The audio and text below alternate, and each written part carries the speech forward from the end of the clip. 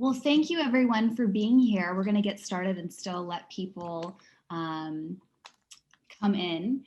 But my name is Alexandra Hudson, and we are so thankful to have each of you as part of this conversation tonight on American identity and citizenship, and as we find ourselves in a very divided moment, two days before a historically divided presidential election.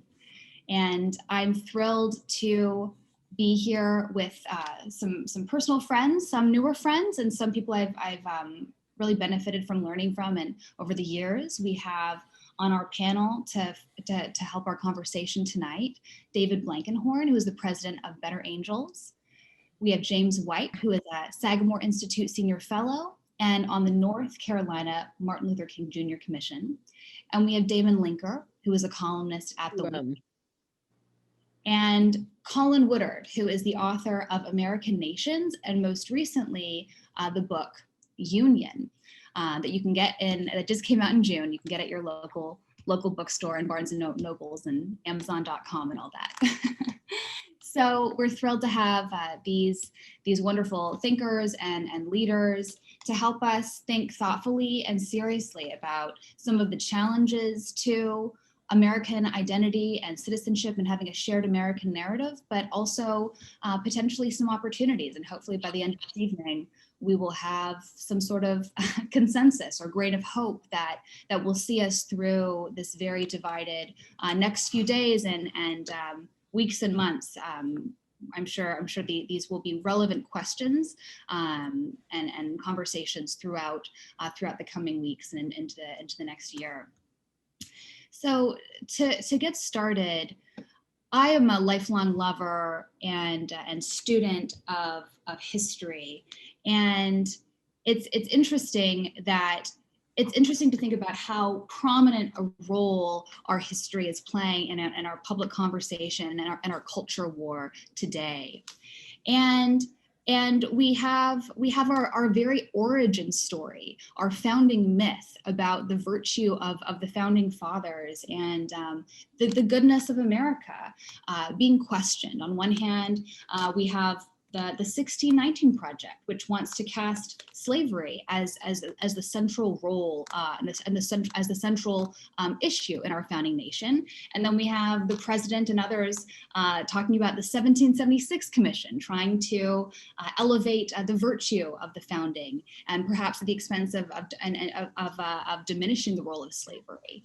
And I want to start with Colin to give us a little bit of insight into how we have approached coming forth and forging a shared American narrative before. Colin, in your new book, in Union, you talk about these competing visions for Americans' narrative. And you talk about how Woodrow Wilson, he's on one side, he had one vision of America, Frederick Douglass on the other. Tell us more about these founding myths and these figures who were integral in perpetuating them and what you think about that. Yeah, absolutely. And thank you for having me, Lexi. And thank you to all of you who are attending. Pleasure to be on this panel as well.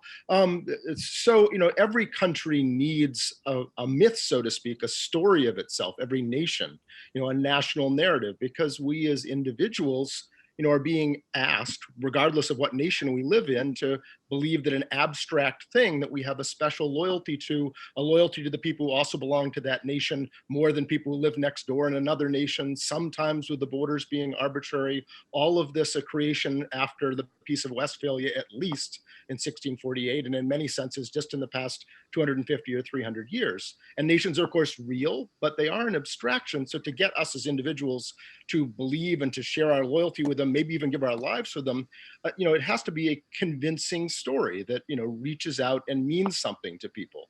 And this was even more true for the young United States, because my previous book, American Nations, argues that there was never one America, there were several Americas. That in reality, each of the colonial projects that formed on the eastern and southwestern rims of what's now the United States were, in many respects, had their own elements of nationhood, like stateless nations. They were settled at different times. They had distinct ethnography, religious background, political goals, stories of belonging, of who they were and where they were going and what the good life meant, about the proper balance between church and state, between individual liberty and the building of a free society. All these profound questions and all the things and elements that make up what anthropologists talk about culture, each of these had one. And throughout the colonial period, they were rivals and even enemies. They didn't think they were going to end up in a continent-spanning federation together, and indeed they ended up there. But the Puritan-founded colonies around New England and the areas that they settled over the next century and a half before there was significant immigration from elsewhere were very different from the Dutch settled area right around New York City, or the the Scots-Irish dominated back country from South Central Pennsylvania, going down the uplands of the South, down the Great Wagon Road and on through the Ozarks into the Texas Hill Country, and separately another chain going over into Kentucky and rafting down the Ohio River to settle the lower tiers of Indiana and Illinois and Ohio, the Deep South, the Spanish settled Southwest. All of these were distinct places. And because of a challenge in British colonial policy, they all rallied together. They fought a war to protect each of their own ways of life against this imperial and shared enemy. And lo and behold, they won. And they ended up discovering they're in something called the United States that no one was really sure what it was. It had come out of an ad hoc sort of military command in the form of the Continental Army, and sort of military alliance in the form of the Continental Congress. And then later you have the Articles of Confederation, which are unsatisfactory, and then our current Constitution being put together. It was very uncertain. If you ask somebody all the way up into the 1830s, what country are you from? They would have told you Massachusetts or Virginia or South Carolina, that happened to also be sort of like members of an European Union-like entity. So, that changed though, and that's the preamble to the fact that this was very challenging to the United States, and we had to create, without any of the normal ingredients that many other countries use to create their national narrative, a story, right? We didn't have a shared ethnography, we didn't have a shared history, we didn't have a shared religious base, we didn't have a unique language all our own. We couldn't imagine ourselves to have occupied this land since the mists of time, because everyone knew when we'd shown up, and the people who did have such a claim, we'd extirpated. So it was an important, by the 1830s, a vital national security challenge, and something that had to be created were our country to hold together.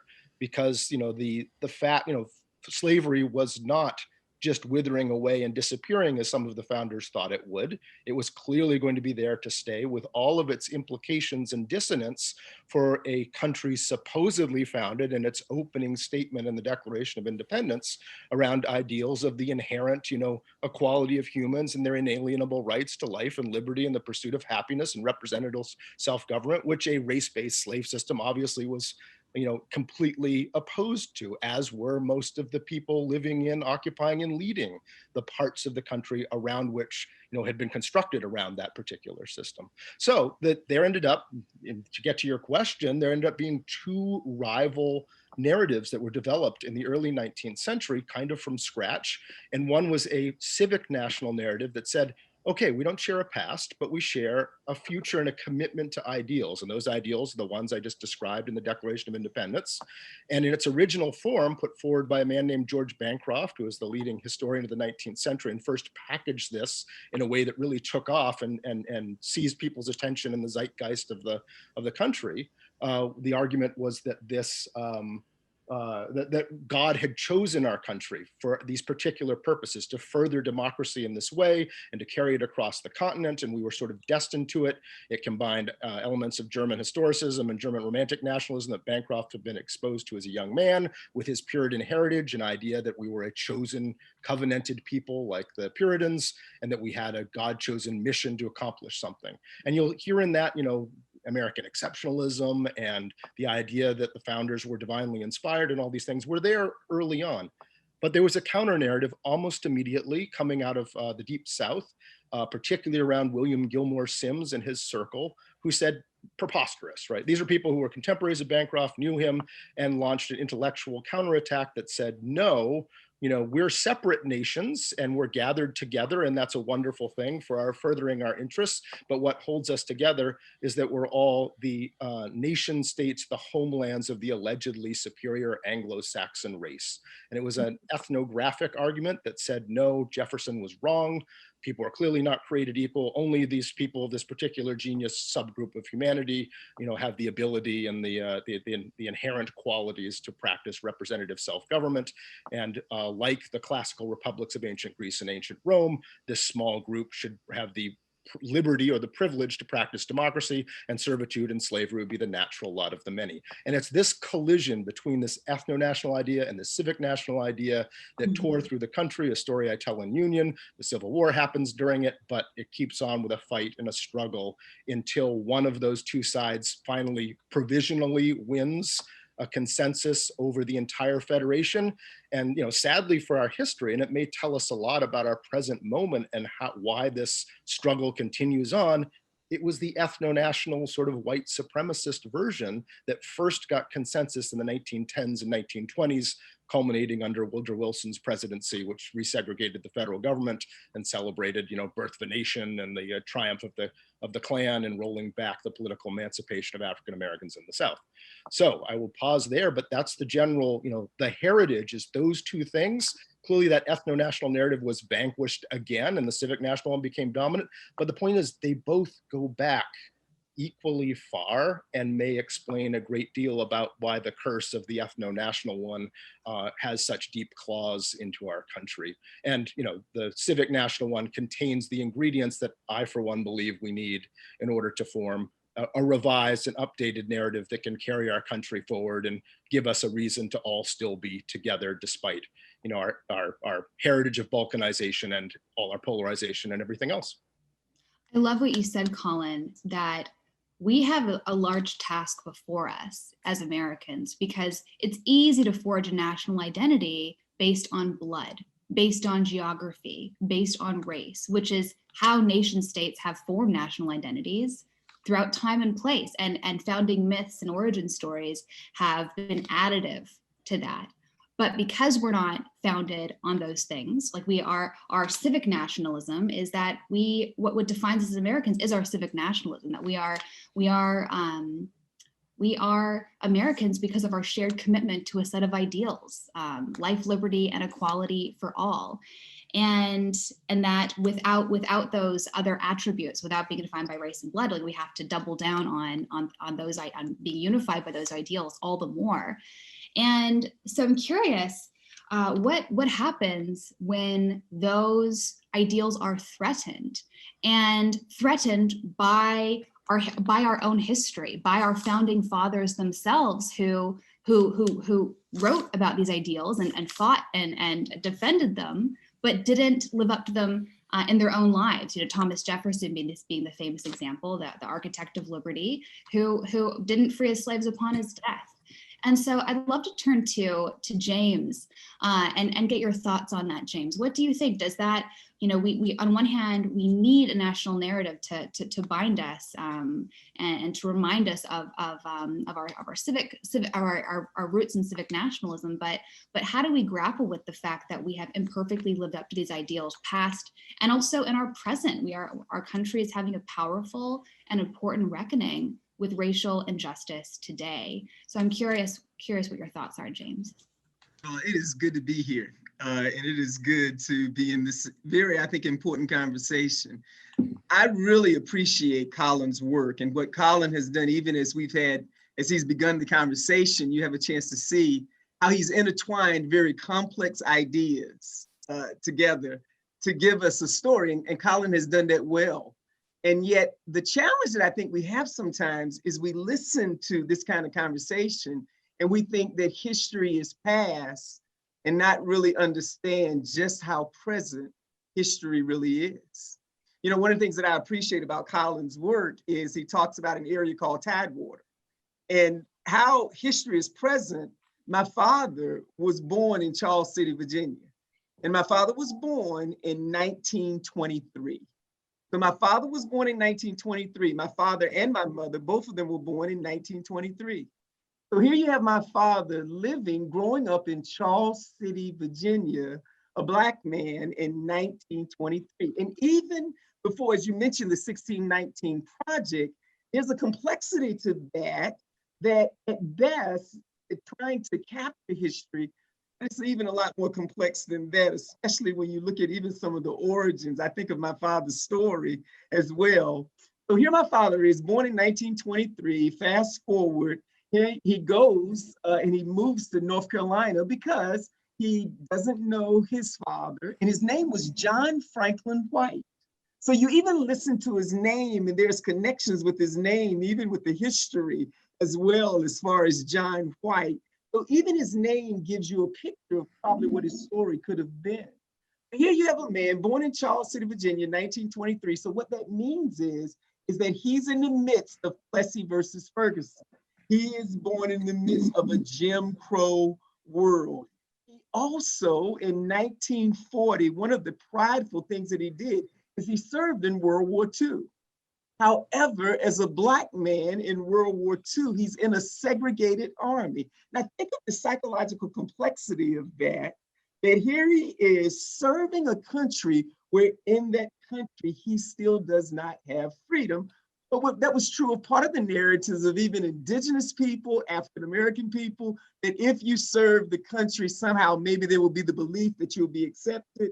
However, when he comes back from the military, he was in Italy and he served as a machinist because the only roles that you could serve as an African-American were servant roles. Serves as a machinist, comes back to America. This is my father, cannot wear his uniform because men of color, Black men, were being lynched for having a uniform. Not only that, but when he comes back, he doesn't benefit from one of the most important economic realities of rebuilding America, which is the GI Bill. But he does not benefit from that because he comes back to a Jim Crow world, and therefore many of the universities are not open to him. There were only a few historically Black colleges, and so you had Tuskegee and a few others. Those were filled, and so John White was relegated after serving the country to being a ship worker, and he spends 40 years as a ship worker. He marries Eleanor White, who in 1941 graduated from a Little City State Teachers College, and she graduates, but my mother reminded me of the floors that she used to clean, again, when she went to school. Imagine this, we think this is history, but here she is, becomes a teacher, but she can only teach at what was called colored schools. And it wasn't until, even after hearing Brown versus Board of Education, 1954 Supreme Court case, it wasn't until 1967 that integration finally happened in Currituck County. Not until 1965 that the Civil Rights Act was signed. And so therefore, we begin to think that that's history, but I was born in 1961. I was the first person in Currituck County to go to the white school and experience realities that really should have been in place. So here you have, as I'm talking to you, I as well didn't experience full freedom even when I was born in this world in 1961. Right to vote wasn't secured. Imagine the mental models that were in their minds. And then not only that, think about this for a moment. It's not until 1967 that the Supreme Court, through Loving versus Virginia, now makes it legal for people from different races to now marry. Because much of the historical framing of that started back in Jamestown in the beginning of the colonies, when we begin to define what exactly is white. And part of those designations that we can find in the Jefferson papers to Virginia, because while yes, Jefferson, incredible framer of our ideals, his beliefs were complex. And so when we talk about that, it very much has affected my life today. So it's not history, it's a current reality of being with a father who often had wounds that I understand now. When I think about it, Charles City also, and Colin can talk about this more, Charles City, Virginia is known for in 1968, it had a Black sheriff. Now, what was fascinating in 1968 is there were only 2 Black sheriffs in the whole country. Charles City, Virginia had 1. Here's why: because 75% of the population was African-American or mixed race. And now, after again the Civil Rights Act is signed, there's the first reality of what could be a post-racial America. But you know that sheriff, within 3 months, he committed suicide because he couldn't deal with the pressures of what it means to navigate. And this is from my father's hometown of Charles City, Virginia. So that's just part of the story. But I say that to say this conversation of history is very much in our present reality and our narratives. And so those myths continue to give meaning to even how we live life today. Absolutely, you're absolutely right, James. Our history is present with us, and the injustices of our past are undeniable and very much have reverberations and wounds that are still with us today. And I'm curious what the panel thinks, and I think I'll shift this question to Damon. Do these injustices in our past, does that nullify the liberal project? Does the fact that Thomas Jefferson owned slaves, does that mean that the fruits of his labor, the words he wrote about aspirationally life, liberty, and equality for all, does that make them null and void? What do you think, Damon?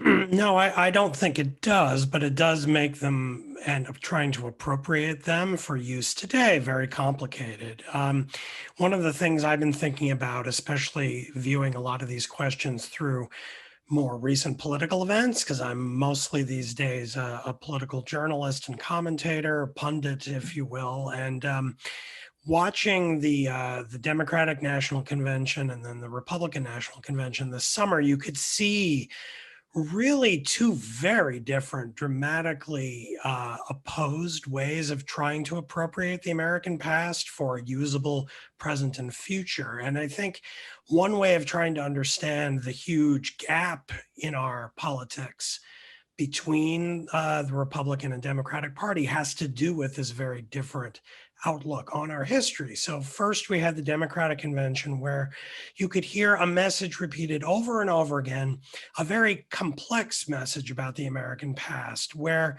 yes, there are certain people to revere in the past, but largely American history is one of progress, where in the past, injustices were done, people were excluded from the political community. And the story of American history is a story where successive waves of groups of citizens demand equality, demand rights, demand recognition, demand being added to the American story, the tapestry of our collective lives.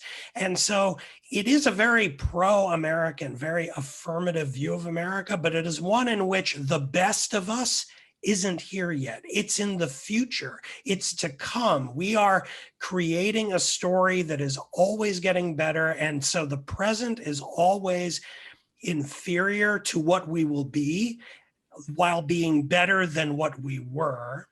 And even if there are seeds of virtue in the past through those ideals that are articulated, say, by the constitutional framers, by Lincoln, by great figures like Martin Luther King and others, they are always somehow still insufficiently developed when looking backwards and more developed when looking forwards, both because the history of Black Americans, Latino Americans, gay Americans, whatever group you're going to talk about, they always had less freedom and less equality in the past and will have more so in the future. And that includes new groups that we haven't included yet. And so you affirm America for an almost eschatological liberal Protestant notion of kind of progressive purification of the nation that happens over time. And we may hope that it will eventually culminate in a kind of completion, but it's a kind of notional completion that we all sort of know none of us will ever quite live to live in and see with our own eyes. But then in the Republican convention, you get this very different vision. And this is not really, I mean, some of the things that Colin was saying, I definitely think there are resonances to that latter kind of Southern-based, more a kind of autarkic view of America as rooted in a place and blood and that kind of a vision. And you hear that with, say, some of the Trump themes of the kind of populist right. But it's important to see that that is a resurgence of something older on top of and deposing a kind of center-right version of a kind of the other strand that Colin noted, the kind of Reaganite vision of America as an ideal, as a city on a hill and so forth. But at the Republican convention, what you heard was a very different vision of America that I think far more than with the Reaganite strand is looking backwards, that sees perfection in the past. The founding was perfect. The people who came before the founding were somehow perfect too, because they were here founding the proto-nation leading up to the founding. And then after the founding, a series, this was especially pronounced in Mike Pence, the vice president's speech, which I thought was the most theologically resonant of the speeches at the Republican convention, but it was very redolent with this notion that we can kind of list a pantheon of heroes from the American past, and that was greatness. And then there are these moments where the greatness gets pulled down, and then the country gets refounded and made great again. And Trump has made America great yet again now, but only by going backwards. No notion whatsoever of a need to improve, that the future lies higher than us. It's this recapitulation, constant redoing of a kind of refounding of the country to bring it back to its perfection in the past. And when I'll leave it pretty much at that and just kind of leave as a pregnant thought for further discussion if we wish. The challenge of this panel to talk about how to weave together a common past for us to use as a usable myth, if you will, for the American future, is that the parties in our country at this moment have fundamentally different views of who we are, of who the country is. Is our greatness in the past, or is our greatness still to come? And what is the proper way to view the present in light of both the present, in light of both the past and the future? And they are in very deep conflict. And I don't myself see at the present moment any kind of simple way of trying to weave those two very different visions of our future and past together into one thing. So that's, I think, the challenge that we face.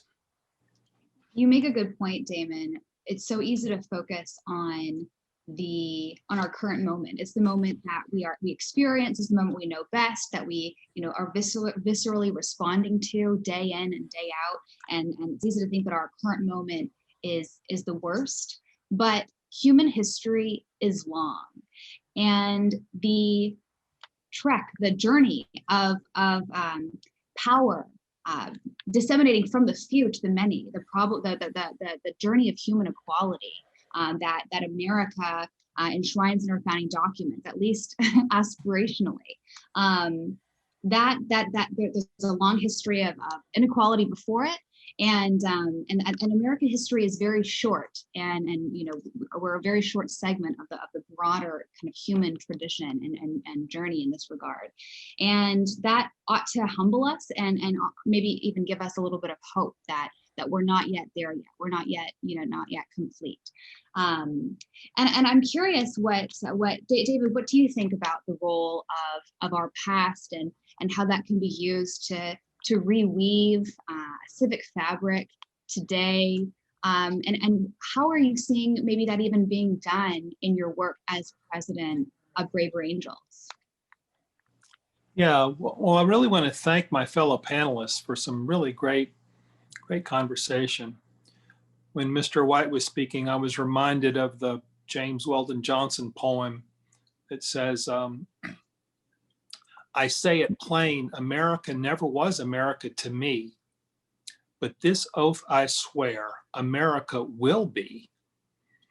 And to me, that's the strain I identify with, the strain that what the founders bequeathed us was kind of this, you could think of it as kind of this little flickering flame, you know, this kind of little flickering flame that said, we can live as free people who care for one another, and we can live democratically with mutual respect. But of course, there were so many people that weren't a part of that, and it was such a narrow, it was just a little tiny flame. It wasn't very warm. And with each generation, it gets a little warmer. That's I think what Damon Linker was saying was one of the stories where we continue to, the flame gets warmer and brings in more people within its sphere of acceptance. I would say, to me, I don't really think of this as a binary, though, and I would maybe just as a question to Mr. Woodward and Linker, each of whom presented a binary. To me, I see three things going on. One of them, and I would sort of put in there this idea of America never was America to me, but America will be. That idea of we have something precious that was bequeathed to us that we hold in trust and can make better with each generation. That's one idea. Another idea that challenges that is that America was born wrong, that the whole project was corrupted at birth by racism, colonialism, horrible ideas. And I think that's a very important strand of American identity today. That expresses itself kind of as marginalized groups fighting for social justice against a project that was born bad. And I would say that is one positive argument. On the other side of that argument, from the right, you have what several of the panelists have referred to as a kind of looking backward at race and shared language and shared religion as this is America. So I see on one spectrum, I see a kind of identity politics based on white Christian, and on the other side, I see an identity politics based on marginalized groups struggling for social justice. And both of those extremes seem to me to be against the proposition that I believe was bequeathed to us by the founders, which was this other one that James Weldon Johnson wrote about in 1944 in a hotel room in Manhattan, where he said, America never was America to me, but I swear this oath, America will be. To me, that's what the founders gave us. That's the story. That's the answer to the question. But I believe it's being challenged vigorously today, not by one, but by two competing theses about who we are as a people. Those are some great points, David, and I'd like to give James a chance to respond. James, what do you make of those two competing visions that David articulated? That three. On one hand, America is corrupted at its core. On the other hand, it's an idea constantly perfecting itself, and these are notions that Damon alluded to as well. So curious. Let's see, it's three, right? It's corrupted at its core is on one end, white nationalism, just to speak very bluntly and crudely, at another end. And this other one that I'm talking about, which I believe is the bequest that we were given by the founders. I'm arguing for three, in other words. I'm not saying it's a binary. I'm not saying I'm right, but I'm saying my argument is 3, not 2.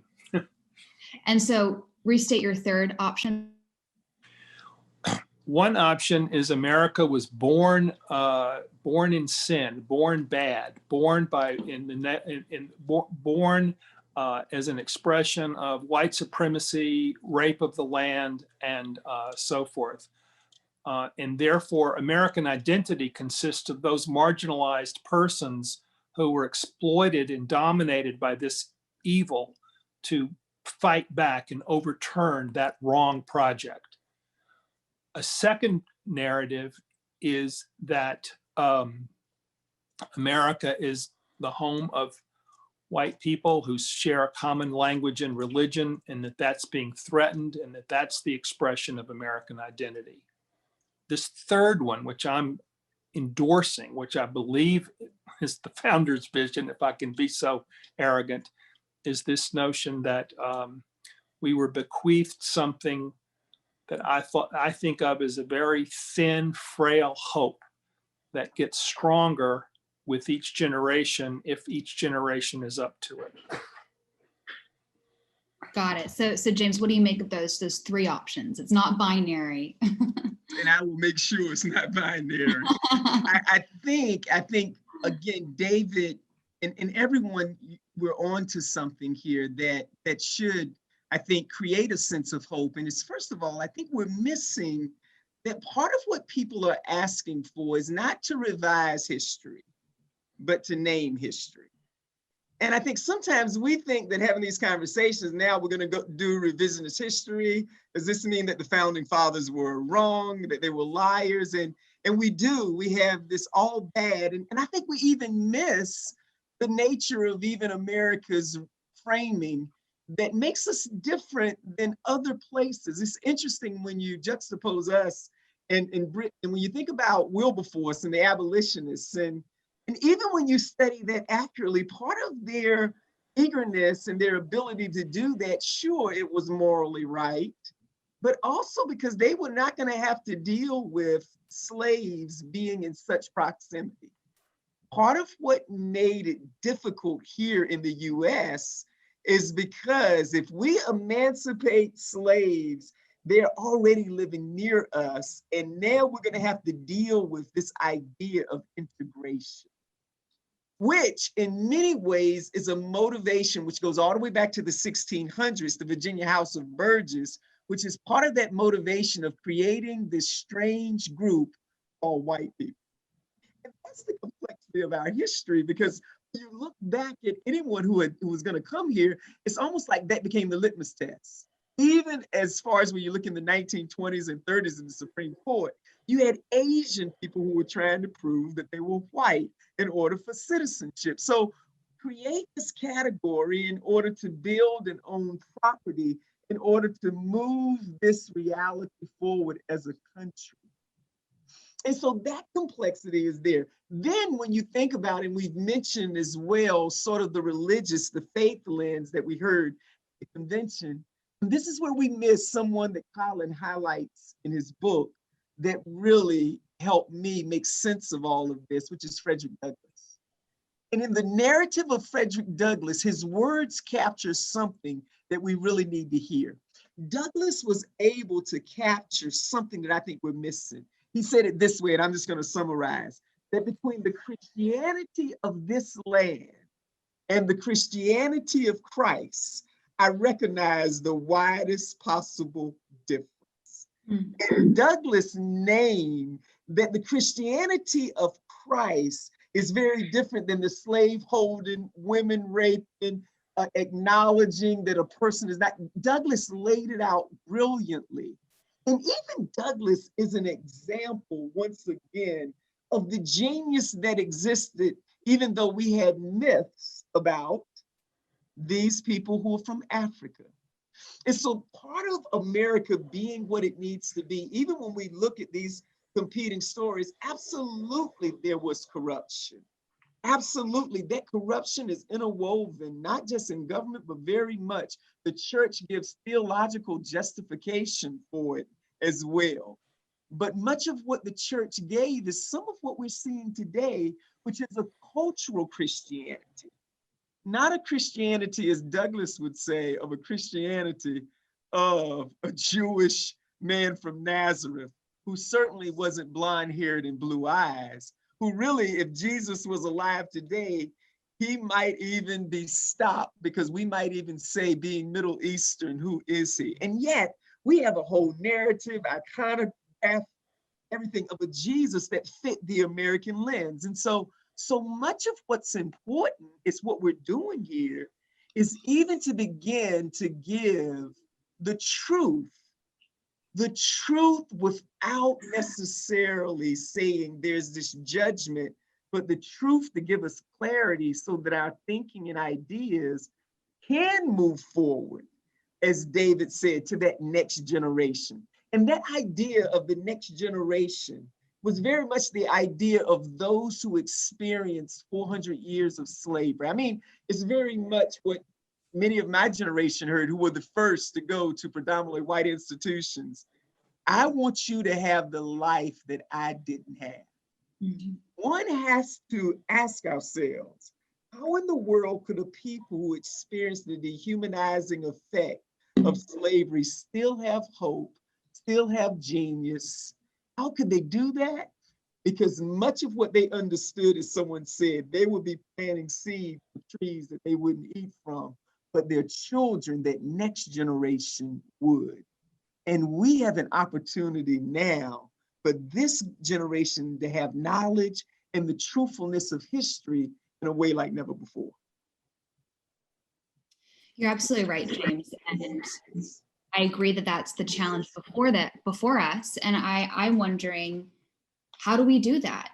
How do we teach our history in a way that confronts these shortcomings, confronts the evils of slavery and the enslavement of an entire race, but also discrimination against Mormons, against Catholics, against Japanese, against the Chinese? You know, the list goes on and on, time and time again, where we have not lived up to our ideals of respecting the inherent dignity and individual worth and value of all persons, regardless of how they appear.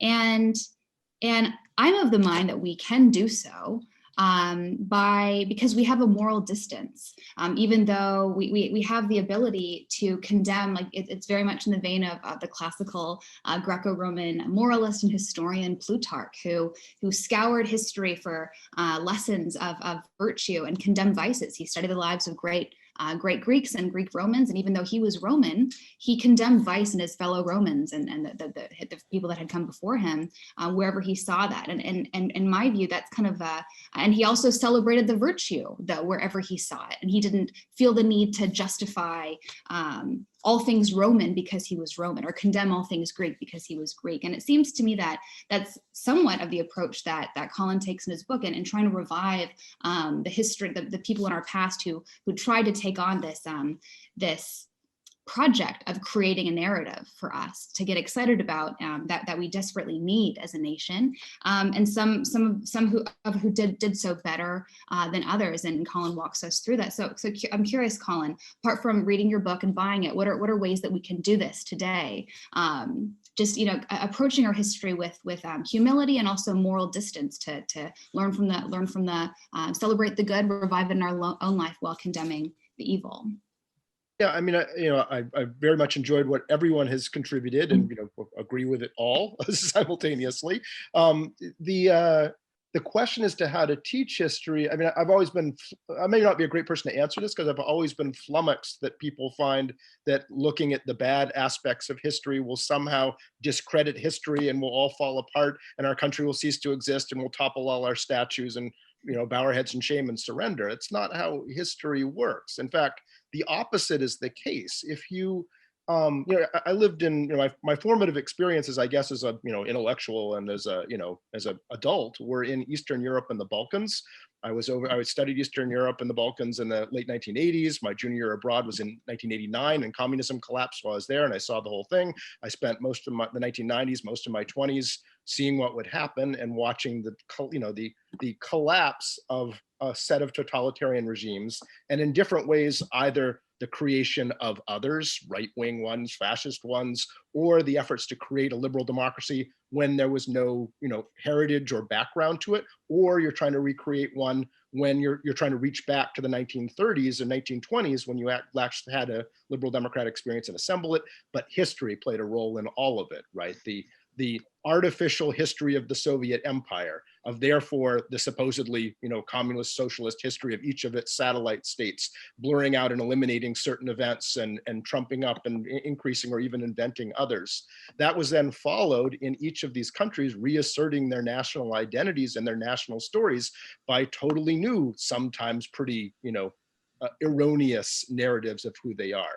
And none of it ends up well. It creates weaknesses for your society, not strengths. Your national narrative, who you are, what your purpose is, which for us, our only constructive answer is that civic national story, that flame, starting as an incredible dream in the founding period, and this aspirational project to try to create a society where people can be universally, individuals can be as free as possible, and the balance of that, an experiment. How could it not be an experiment and a working experiment?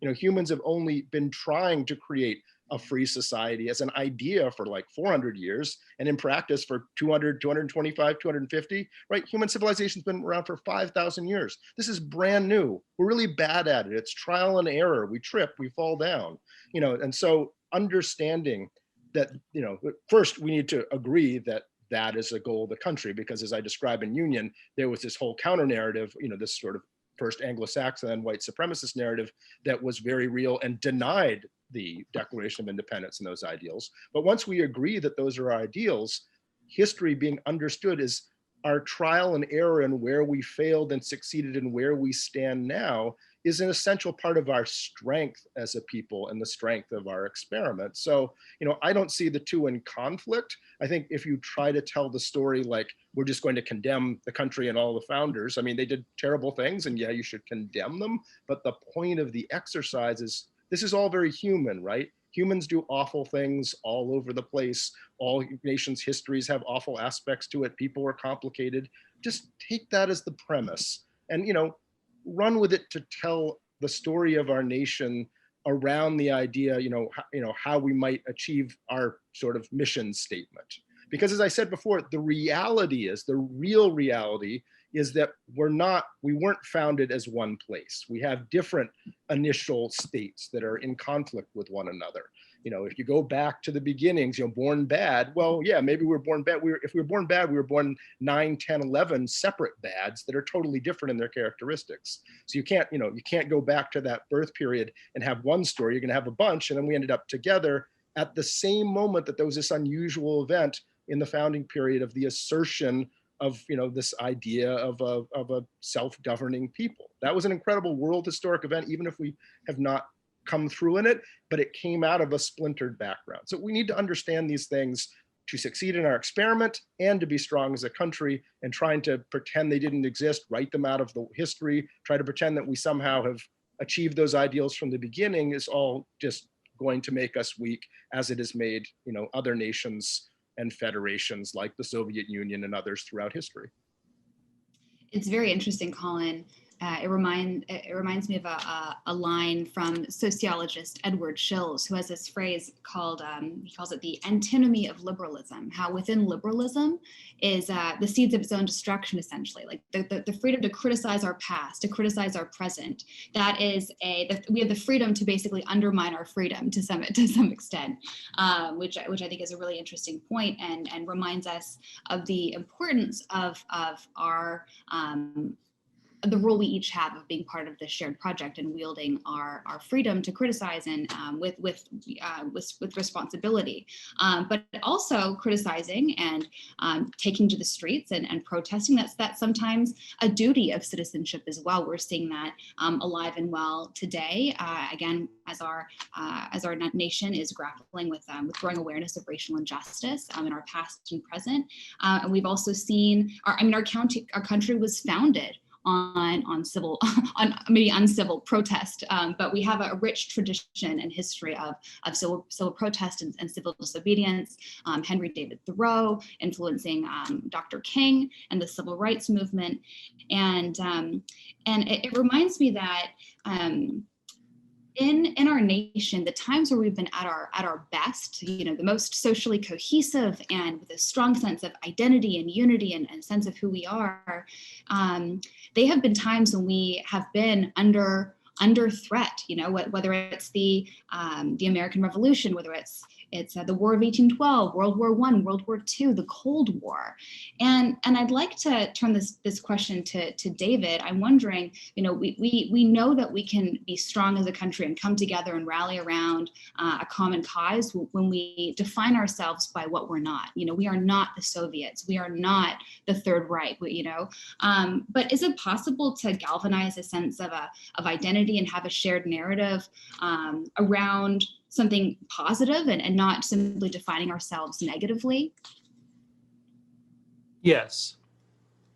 And I guess, Mr. Woodward, I would tweak a little bit, or I would go a little bit in a slightly amended direction from what I gathered the gist of your statement. I mean, there was a lot of wisdom in it, I thought. At the same time, I think we should revere our past. I think we should revere the founders. I think what they did was really magnificent. And I think the Enlightenment project, which so influenced what they did, I think it was an astonishing moment. And I think we should have great pride in that and great reverence for that. And I think that simply criticizing them for their flaws and then going from there is not a plausible case can be made for that, but it's not going to bring the country together, because a lot of Americans, we're going to see this in what happens in 2 days. A lot of Americans, many Americans have a sense of more traditional patriotism where they want to look back and be proud of their past and proud of the lived experience that they see and identify with. And many other Americans have that forward-looking thing that says we're not what we ought to be, but we can be that thing. I believe the only way to have a shared identity as a country, instead of just a continuing argument about this, is to blend those two ideas, to have both conservatives and liberals see themselves in what we're saying. And so if I'm a conservative who reveres the Constitution and the founding, I need to see myself in this narrative. I need to be told something other than that you're wrong. And if I'm a progressive who believes in the sort of unfolding story of an America that's constantly being born and never quite realizing itself, but a kind of a dream to be grasped for, even if we never reach it, I need to see myself in this. I need to see that's me. I need to be told something other than you're not patriotic. So the challenge we have is not to have a debate over which of two interpretations is correct, or which of however many interpretations is correct. The challenge we have, if we really want to live together as one people and to heal the fracturing that's going on, is to have some kind of shared story in which everybody can see themselves. And it's not some didactic exercise in trying to instruct the unenlightened about what they're missing, but is instead something that can appeal to the best of us, no matter which side of the political spectrum that we're on.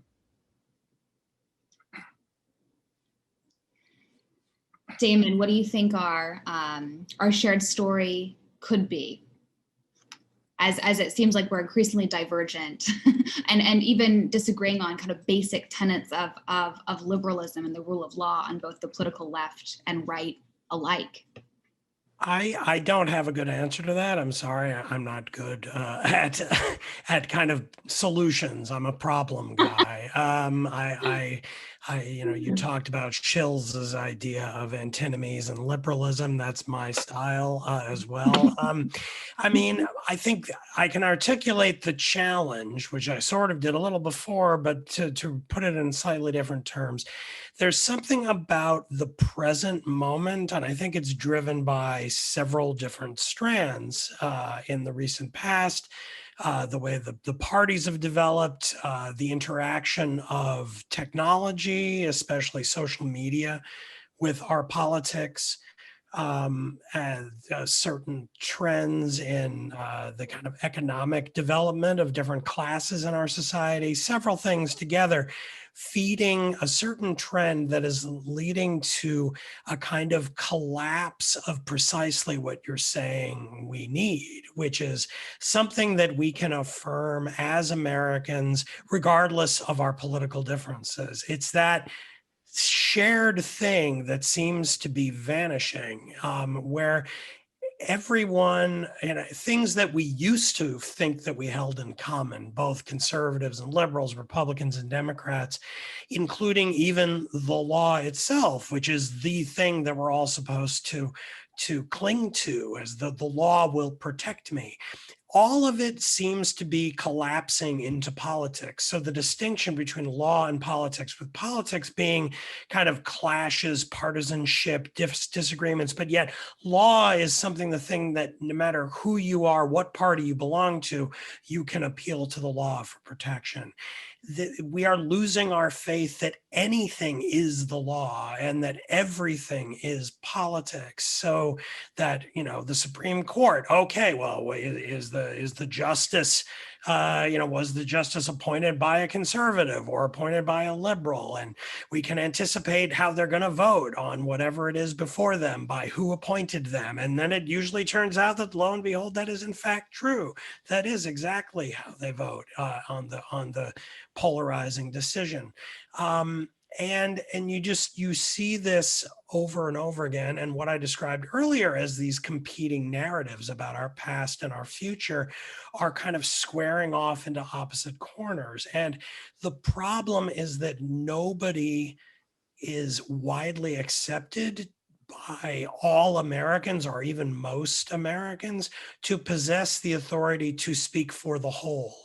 We've lost our faith in there even being a whole. We feel like that all there is them and us, and there is no commonality that the two share.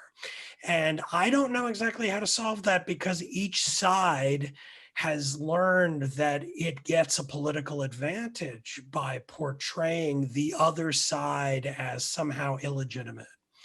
And as long as each side thinks that it gains a kind of advantage by demonizing the opponent, then all attempts to speak for the common will end up being kind of torn down, as there'll be any sign that there's a partiality or partisanship to it, and they'll say, aha, see, you're actually a partisan, you're cloaking your partisanship in high-minded talk, but actually you're just a progressive, or you're actually just a right-winger, whatever it is from whichever side. And I don't have a kind of easy solution about how to short circuit that dynamic that we seem to be stuck in right now.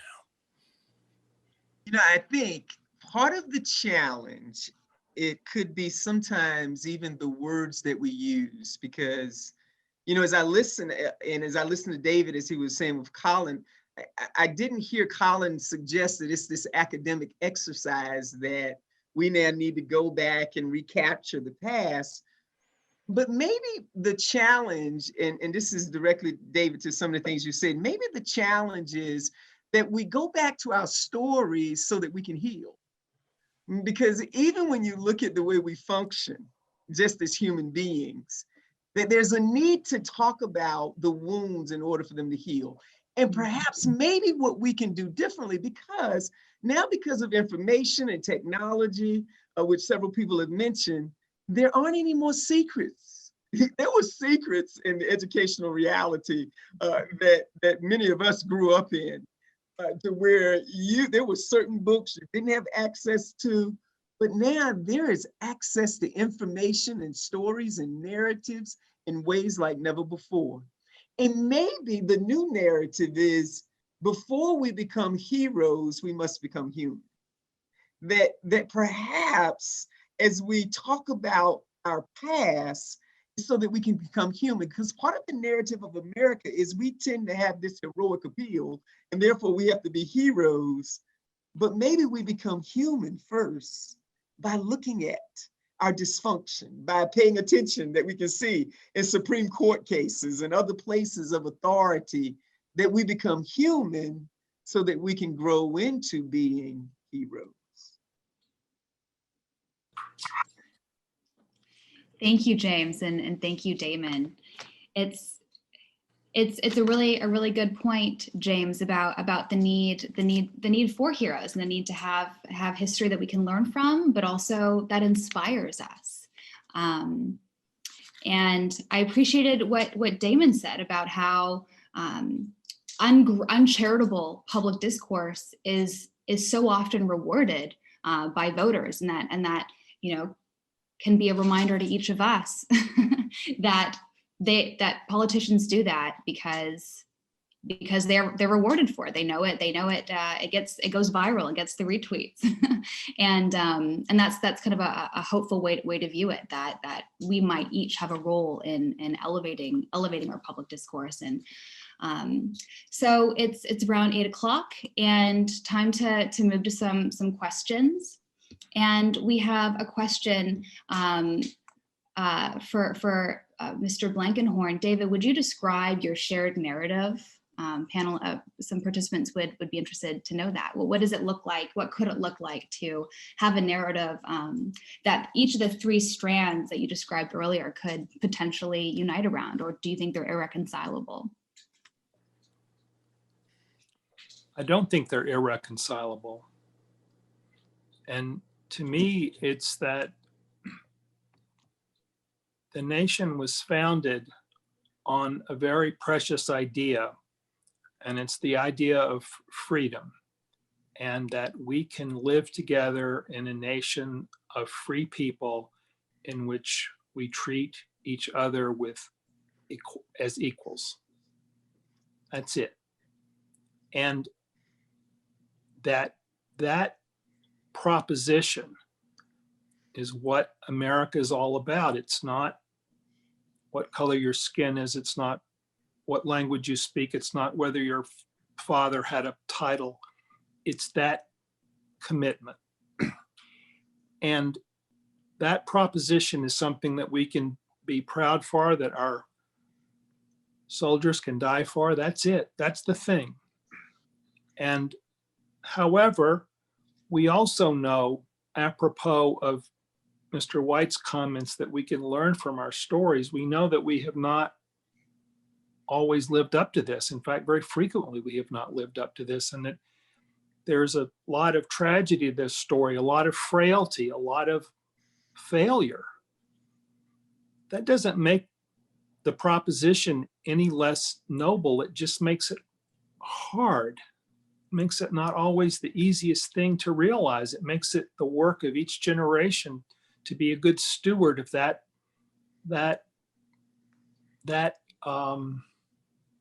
precious inheritance. And so if you're, to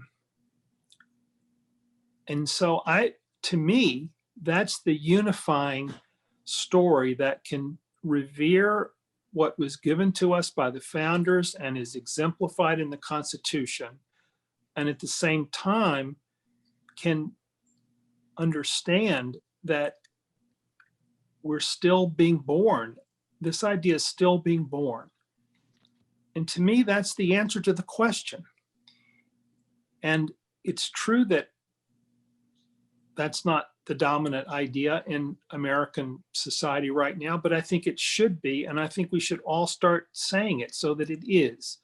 And the challenges that we're facing with it, with either a kind of blood and soil nationalism on the one hand, or social justice, identity politics, critical theory on the other, I believe those should be respectfully challenged as being inadequate to the task, both of them. And instead, this other thing, which I think can bring us together, I think is the answer to the dilemma that we're discussing as a panel tonight. Thank you, David. It reminds me of insight and sentiment from Dr. King, where he said that the founding documents weren't evil to their core, but he called them magnificent because they were a promissory note to which every American fall heir, which I think is very. And he also said that we're here today to collect on that note because it is overdue. He says it's overdue, and we're here. This is the beautiful thing. This is why he's the only person that we actually name as a national holiday, and because I think he was the last American leader who said this. And I think that's one of the reasons why we revere him. And I agree with David on what the answer is, what the story is. I think it's helpful to distinguish between that question of how do you teach history and what's a national narrative look like, because they're different things, right? I mean, you can have many countries have national narratives that are highly successful based entirely on grievance and the warts and the failures, right? Hungary, where I lived for years, the whole thing is the tragedy that befell Hungary. Everyone's against us, God turned his back on us in their anthem, and we lived in a sea of tragedy, and here we are, right? And they're all drawn together around that. So, I mean, you can draw, in all kinds of ways a national narrative, but in terms of, ours should be what David has described, and, many very influential people through our history have said so, Frederick Douglass among them, that's our story. But distinguishing between how we teach history and what the narrative will be, I think is important. No, even though they're related, they're slightly different exercises. Yeah. One is essentially a rhetorical and inspirational idea like speech writing, and the other one is research and pedagogy. So separate those out in your mind as you have the conversation. Yeah, that's a very good point. And that segues nicely from another question we have here in the chat, which is how do we teach history in a way that inspires? And the question alluded to the fact that often history is taught in a way that focuses on the grievance, and that doesn't allow healing always. They add, but fosters, it allows the wound to fester. And so I'm curious, James, how do you strike that balance between teaching history in a way that inspires, but not overemphasizing grievances in a way that is not productive and just, makes us feel guilty and feel like we have nothing to be thankful for or proud of? I think one, and I don't adhere to the word balance. I think balance is an impossibility. I think, how do we keep the tension? I think there's a tension that we must keep, that when we are talking about humans, we talk about it in such a way that when you talk about their flaws, you can mention that those flaws are not fatal. And I think that becomes real important, because when you look at some of the wounds, there's not hopelessness, there's truth. Because when there is truth, then I can see myself in the story, and then I can go and marvel and go, man, this is amazing, as to the fact that we're still moving where we are moving. When you look correctly at history and you look at the way even violence has been, which again, I would agree with David, Dr. King, an incredible leader, and you understand again his method and mode of nonviolence in an interesting way now when you look at what's happening in our world today. But one would have to ask the question, how in the world could it have been peaceable when you had this group of people who have experienced inhumanity for hundreds of years, and yet now an Emancipation Proclamation is declared, and you actually have these people whose families had been deconstructed, that they begin to create a sense of family and culture. You begin to see exactly, correctly, it is no shame that the faith community, that the church were perpetuators, and that they perpetrated much of the injustice that took place and gave false theological reasons for that. However, when you look at the culture of the Black church, you go, it's in the Black church that genius was built and was born. And so I think when you begin to look at the history, you see that tragedy and triumph many times can be in the same space, even if it's things that may bring a sense of guilt. There's a difference between guilt and shame. Shame says you are bad. And I think that's the problem with much of our discourse today. We communicate in a way that creates shame. But guilt says this was an injustice. It can be made right and we can move forward. I think part of even being healthy is keeping that tension of both our challenges, our wounds, but then we continue to remind one another of the triumph that has happened from groups whose stories we do not know and we do not study enough, which is why I'm a proponent of making sure that we understand that February is not Black History Month, it's American History Month. And that all too often we want to sort of relegate that deep wound of race and put in a corner rather than seeing, once again, there are leaders and genius that was created, endurance, resilience, and even achievement beyond what we could ever imagine. Yeah, and I love the point about the connection between tragedy and the creation of genius. That is really a great point. And also, I mean, as much as telling, a national narrative, having a national story is a story.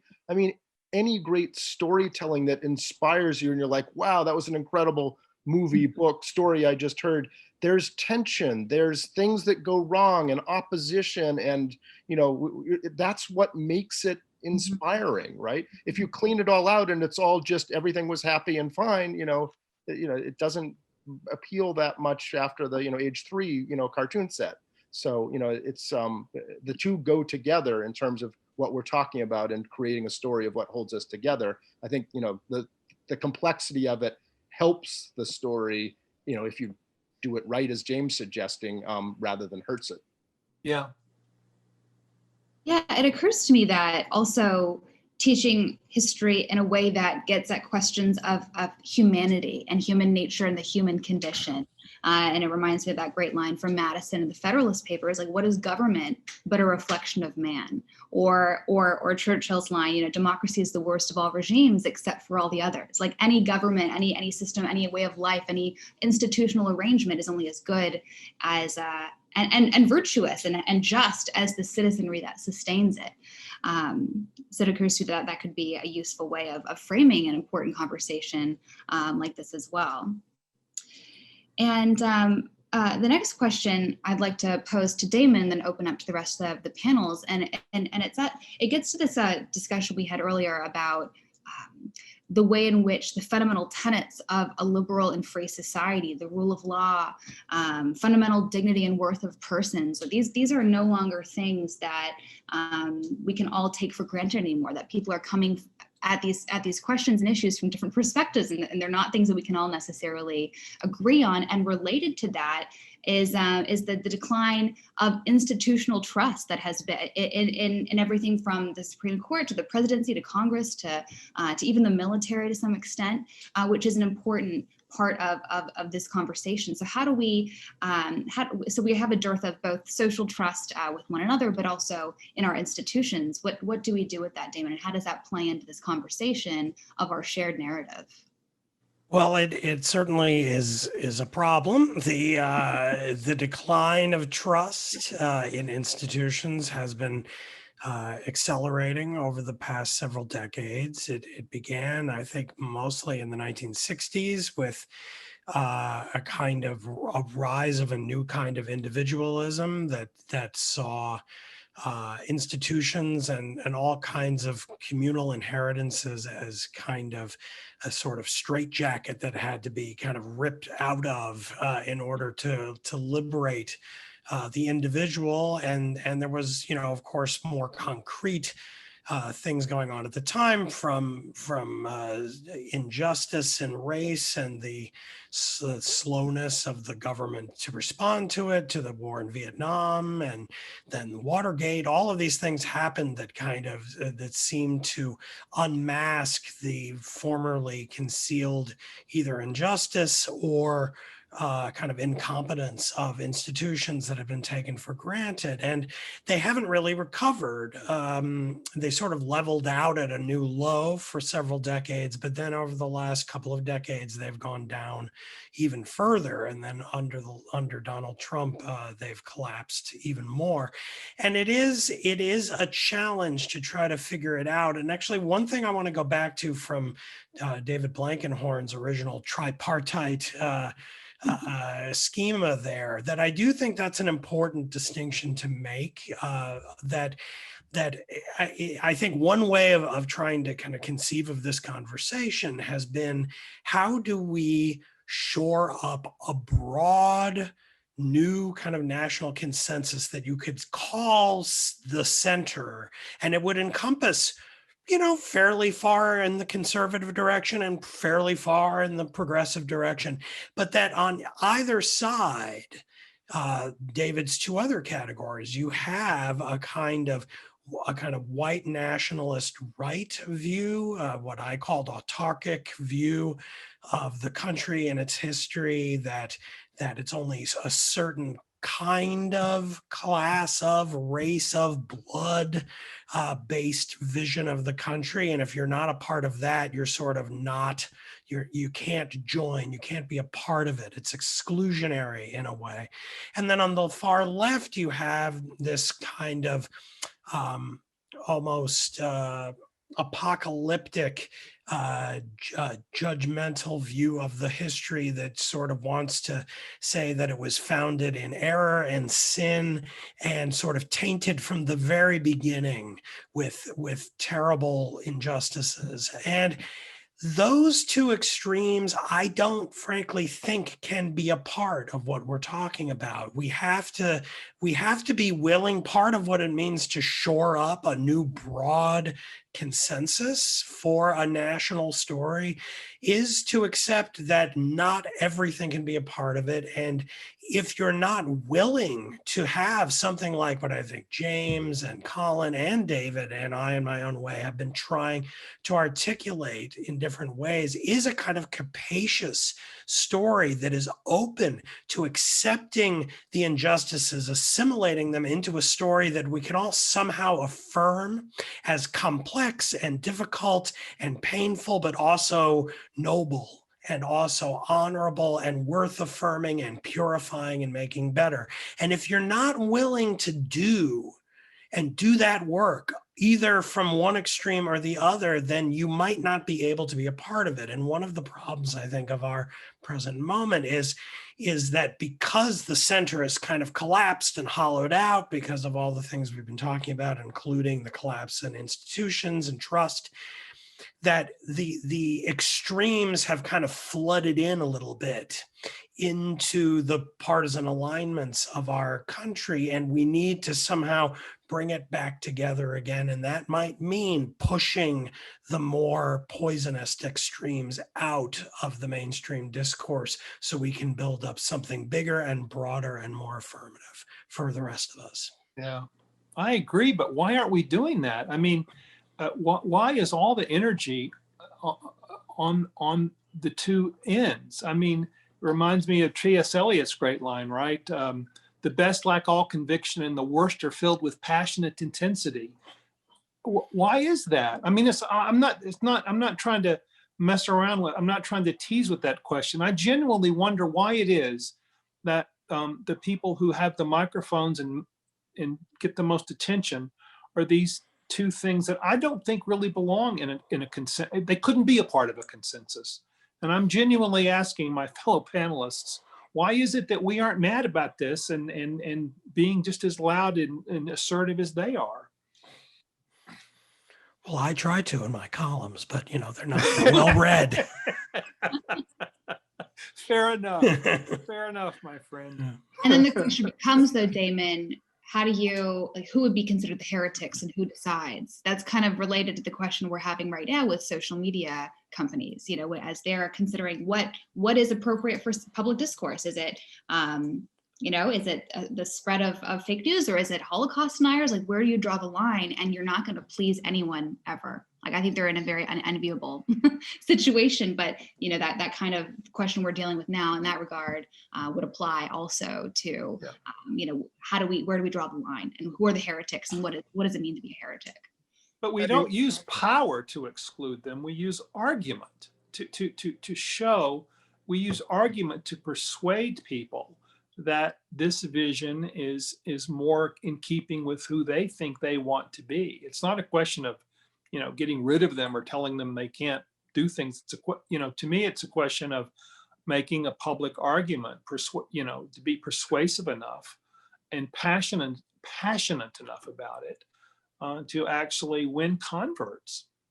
Yeah, I agree just briefly that the whole thing about kind of social media companies trying to step into something like this role cannot work, because those institutions don't have the authority to make those decisions, and they make them badly. So what David said, I think, is exactly right. What I'm advocating, and I think we're all sort of groping toward, is like democratic and small d sense that, like, we have to, as a country, talk this through and realize that we're building a community, and you, to take part in that and to build it, you have to sort of be willing to treat one another with a kind of base level of respect. And if you aren't able to do that, you can't really participate in that. But we don't exclude them by force. It just kind of dialectically will happen through the conversation. I guess that's the somewhat idealistic way of describing it, maybe. I mean, I agree with Damon. It's a big tent, but not a universally big tent, because some ideas are incompatible with the national vision. And the reason I think that, you know, the extremes have the voice is because those fundamental things that hold us together are under direct attack. And it's not just periphery. I mean, the president of the United States is among those who are doing it. So you can't just ignore that. And that, of course, is going to create a counter reaction to defend against it. So, you know, I'm not surprised. We're in a national emergency. What we're trying to do is create the dialogue to, you know, build our way around it. But, you know, make no mistake, we're in the middle of, you know, no man's land with trenches on the both sides, and shells are falling and everything's at stake. So, you know, it's rather dire, but this project is the only way to move forward, you know, with unity and avoid something like a breakup in the longer term. There may be more happening than what we realize, but our ears and our eyes and hearts are not attuned to it. I think it was, I have to agree, it's interesting that David, one of your opening comments was a poem. And then Colin, you mentioned Birth of a Nation briefly, that Woodrow Wilson, that he showed in the White House, which many will point to as being the media, the movie that really gave birth to the rise of the Ku Klux Klan. Maybe it's going to be art, once again, that helps us to listen and hear in a different way. If you've never had a chance to see Hamilton, Hamilton is an example of Lin-Manuel Miranda and the genius of allowing you to see through a Latinx's eyes, Alexander Hamilton, George Washington being a Black man, and using an art form that we dismiss, hip hop. And we often dismiss that, and we even had question when Kendrick Lamar recently won the Pulitzer for his album, Damn. And we questioned that, but Kendrick Lamar was simply giving voice to the difficult, dark challenges that he faced as an artist. Well, he did win the Pulitzer, but who would ever question Ludwig van Beethoven, when Beethoven's greatest art came from the darkness, literal darkness of blindness? And so maybe there are voices, there's art, there are things that are happening that we're just not paying attention to because our lenses are not adept at listening, learning, and experiencing. Yeah, that's a great point. James, thank you. I'm going to use that opportunity to talk briefly about a local example of that happening now. James, you're absolutely right that that art is this powerful tool of forging and creating a national identity, bringing to life through ideals. Art has been the way to do that for most of human history. When we were pre-literate, we didn't have Twitter or books to read and grapple with. We had poetry, we had visual art, right from Homer's Odysseus to Virgil's Aeneid to even Wagner's operas. Like these are the way in which national ideals can be brought to life and identity forged and cast. Art is a powerful way to do that. And in fact, this programming tonight is a part of a rare books and art exhibit here in Indianapolis, Indiana, where I'm calling in from, at the Harrison Center for the Arts, and also the Sagamore Institute, where James is a senior fellow. And our vision for this initiative is to bring to life the ideals that we are all talking about, the same way that Hamilton and the West Wing did, to illuminate and bring the ideals of our free society to where people are.